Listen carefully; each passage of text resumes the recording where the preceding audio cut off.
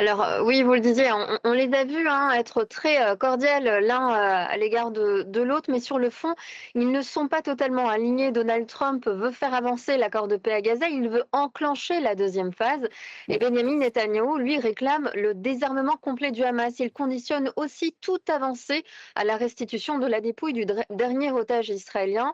Or, de l'autre côté, on sait que le Hamas, et il l'a répété d'ailleurs, refuse de rendre ses armes. Il dit que se désarmer, c'est se rendre, il ne veut pas en entendre parler. On comprend donc que l'avenir du cessez-le-feu à Gaza reste très fragile et tout cela dans un contexte tendu puisque Israël et le Hamas s'accusent mutuellement de violation du cessez-le-feu. À cela s'ajoutent les tensions régionales. Les États-Unis s'inquiètent des actions israéliennes en Syrie et au Liban. Pour Israël, l'Iran est l'ennemi central puisqu'il soutient le Hezbollah au Liban et des forces armées en Syrie.